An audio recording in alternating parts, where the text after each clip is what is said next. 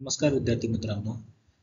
आज आपण बघणार आहोत इंजिनिअरिंग ड्रॉइंग काढण्यासाठी लागणारे साहित्य, शैक्षणिक साधने.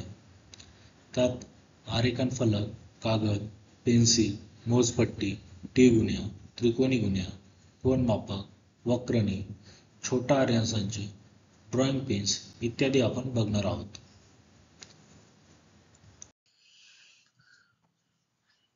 ड्रॉइंग बोर्ड हे इंजिनिअरिंग ड्रॉइंगसाठी सर्वात महत्त्वाचे साधन असते. साधारणतः लाकडाच्या पट्ट्या किंवा स्ट्रीपपासून हे बनलेले असते आणि लाकडाच्या पट्ट्या ह्या स्ट्रीप एकत्र बांधण्यासाठी बॅटनचा वापर होतो. ड्रॉइंग बोर्डच्या डाव्या बाजूला एबोनी किंवा वर्किंग एज असते. या वर्किंग एजच्या पृष्ठभागावर टी स्क्वेअर टेकवून स्ट्रेट लाईन, पॅरलल लाईन आपण काढू शकतो.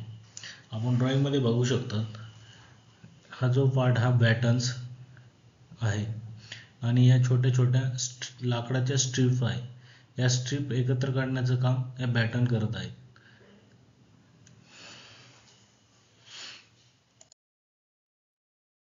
ISIच्या मानकानुसार ड्रॉइंग बोर्डचे खालील प्रकारे 4 टाइप्स पडतात: D0, D1, D2, D3. हे टाइप्स त्याच्या लांबी गुणिले रुंदीच्या साईजनुसार पडतात. जसे D0 ची साईज 1500 बाय 1000 mm, D1 ची साईज 1000 बाय 700 mm, D2 ची साईज 700 बाय 500 mm व D3 ची साईज 500 बाय 500 mm इतके आहे.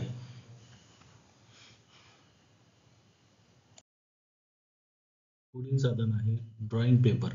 यालाच ड्रॉइंग शीट असेही म्हटले जातात. यावर आपण आपले इंजिनिअरिंग ड्रॉइंग काढत असतो. हा पेपर ड्रॉइंग बोर्डवर ड्रॉइंग पीसच्या साहाय्याने फिट केला जातो. आरेखनासाठी लागणारे कागद व्यवहारात कार्ट्रिज पेपर या नावाने ओळखतात. ISIच्या मानकानुसार जसे ड्रॉइंग बोर्डचे त्याच्या लांबी गुणिले रुंदीच्या नुसार टाइप्स पडतात, तसेच ड्रॉइंग पेपरचेही लांबी गुणिले रुंदी याच्या साईज पडतात. A0 ही साईज सर्वात मोठी साईज असून तिची साईज 841 बाय 1189 mm इतकी आहे. त्यानंतर A1 ची 594 बाय 841 mm, A2 ची 420 बाय 594 mm, A3 ची 297 बाय 420 mm, A4 ची साईज 210 बाय 297 mm इतकी आहे. आपण बघू शकतो A1 ची साईज ही A0 च्या ड्रॉइंग पेपरच्या साईजच्या अर्धी आहे. A2 ची साईज ही A1 च्या हाफ आहे. A3 ची साईज A2 च्या हाफ आहे, तर A4 ची साईज ही A3 च्या ड्रॉइंग पेपरच्या हाफ आहे. पुढील साधन आहे ड्रॉइंग पेन्सिल. आरेखनाच्या वेळी वापरल्या जाणाऱ्या पेन्सिल विशिष्ट प्रतीच्या असतात आणि त्या आरेखनाच्या प्रकारावर अवलंबून असतात. पेन्सिलची प्रत त्यामध्ये असलेल्या शिश्याच्या प्रतीवर अवलंबून असते. B, 2B, 3B, 4B अशी अक्षरे धारण करणाऱ्या पेन्सिलची शिसे क्रमशः वाढत्या प्रमाणात मऊ व काळे असते. H, B, F अशी अक्षरे धारण करणाऱ्या पेन्सिलची शिसे मध्यम प्रकारचे असते. H, 2H, 3H, 4H अशी अक्षरे धारण करणाऱ्या पेन्सिलची शिसे क्रमशः कडक असते. आणि सध्या आरेखनात लीड पेन्सिलचा उपयोग जास्त प्रमाणात होतो. आपण बघू शकतो सेंटरपासून जसजसं आपण उजवीकडे जाऊ तसं पेन्सिलचा हार्डनेस वाढत जातो, म्हणजेच त्यातला कठीणपणा वाढतो. व तसेच सेंटरपासून आपण डाव्या साईडला जातो त्यातला ब्रिटलनेस वाढतो, मीन्स त्यातले सॉफ्टनेस वाढतो. जेवढी पेन्सिल सॉफ्ट तेवढी ती डार्क चालते व जेवढी पेन्सिल हार्ड तेवढी ती फेंट चालते. इंजिनिअरिंगसाठी आपण शक्यतो H आणि 2H पेन्सिलचा जास्त वापर करतो.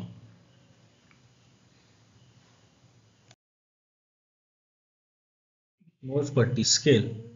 तर मोजपट्टीचा वापर मापे घेण्यासाठी होतो. मोजपट्टीवर सेंटीमीटर, मिलीमीटर, इंच अशी मापे बघायला मिळतात. आरेखनात रेषकामाची प्रमाणबद्धता महत्त्वाची असते, म्हणून सोयीप्रमाणे मोजमापे घ्यावी लागतात. त्यासाठी मोजपट्टीचा उपयोग होतो. उत्तम प्रतीचे लाकूड, पोलाद किंवा प्लास्टिक यापासून मोजपट्टी तयार करतात. या मोजपट्टीवर सेंटीमीटर, मिलीमीटर रेषा कोरलेल्या असतात. या पट्ट्या 15 सेंटीमीटर किंवा 30 सेंटीमीटर लांबीच्या असतात.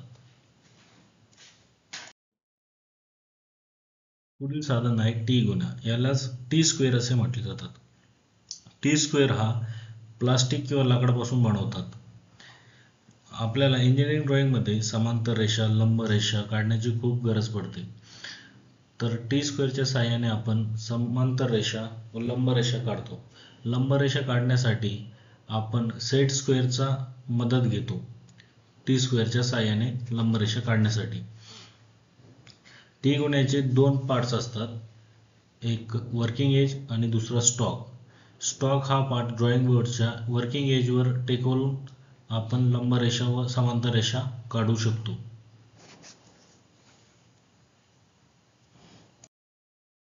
आपण स्क्रीनवर बघू शकतात की सेट स्क्वेअर आणि टी स्क्वेअरच्या साहाय्याने लंब रेषा आपण काढू शकतो.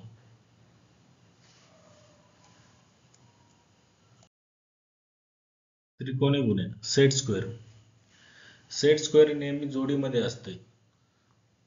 प्रत्येकाचे कोन वेगवेगळे असतात. एका त्रिकोणी गुन्ह्याचे कोन 45, 45, 90 अंश व दुसऱ्या त्रिकोणी गुन्ह्याचे कोन 30, 60, 90 अंश असे असतात. दोन्ही गुन्ह्याच्या लहानात लहान कोनाचे नाव त्या त्या गुन्ह्याला दिलेले आहे. उदाहरणार्थ 30 अंश कोनाचा गुन्हा आणि 45 अंश कोनाचा गुन्हा. सेट स्क्वेअर हे पारदर्शक प्लास्टिक पासून तयार करतात. याचा उपयोग लंब रेषा काढण्यासाठी तसेच उभ्या, तिरक्या, समांतर रेषा काढण्यासाठी व ठराविक कोन काढण्यासाठी करतात. इथं आपण बघू शकतो 45, 45, 90 चा हा एक गुन्हा आणि 30, 60, 90 चा हा एक गुन्हा. 45, 45, 90 मध्ये 45 हा सर्वात लहान अँगल असून याला 45 गुन्हे असं म्हणतो. तर याच्या 30, 60, 90 मध्ये 30 अंश हा सर्वात लहान कोन असून याला 30 अंशाचा गुन्हे असे म्हटले जातात. प्रोटॅक्टर. कोन मापक. कोन मापक अर्धवर्तुळाकार किंवा वर्तुळाकार अशा दोन्ही प्रकारचे असून उपयुक्त प्रमाणे ते लहान मोठ्या आकाराचे तयार करतात. प्लास्टिक पासून बनवतात. आरेखनात ज्या ठिकाणी ठराविक अंशाचा कोन मिळवणे आवश्यक असेल त्या त्या ठिकाणी या कोनमापकाचा उपयोग होतो. कोनमापकाचा उपयोग कोन घेण्यासाठी वापर होतो. आपण बघू शकता कोनमापक दोन प्रकारे असतात, हाफ मून आणि फुल मून. अर्धवर्तुळाकार आणि वर्तुळाकार.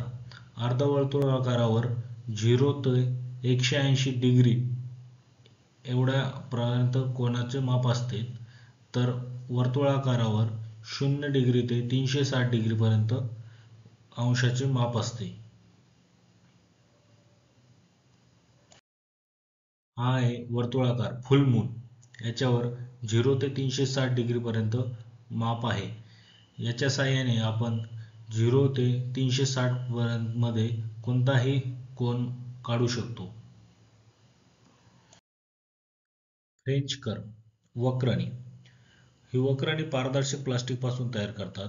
हिचा उपयोग वर्तुळाकार, अनियमित, गोलाकार, अगर त्याचा भाग नसतील अशा पाहिजे त्या प्रकारच्या वक्ररेषा काढण्यासाठी, म्हणजेच ज्या आपण कंपासच्या साहाय्यानं काढू नाही शकत त्या गोष्टी काढण्यासाठी आपण फ्रेंच कर्वचा वापर होतो. जसे की हायपरबोला, पॅराबोला, इलिप्स हे काढण्यासाठी फ्रेंच कर्वचा जास्तीत जास्त वापर होतो.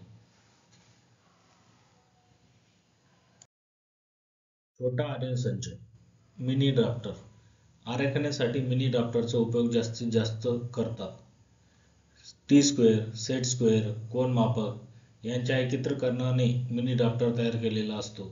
त्यामुळे आरेखन करणे सोपे जाऊन काम लवकर होते. म्हणजेच मिनी ड्राफ्टर हे टी स्क्वेअर, सेट स्क्वेअर आणि प्रोटॅक्टर कोन मापक यांचे तिघांचेही काम करतो. त्यामुळे आपल्याला ड्रॉइंग काढताना अगदी सोपे जाते.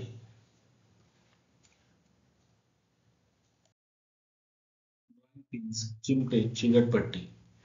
आरेखन फलकावर कागद न सरकता एकाच जागी राहण्यासाठी किंवा एका जागी पक्का ठेवण्यासाठी ड्रॉइंग पिनचा वापर करतात. ड्रॉइंग शीट किंवा ड्रॉइंग पेपर हा ड्रॉइंग बोर्डवर फिक्स करण्यासाठी आपण ड्रॉइंग पिनचा वापर करतो.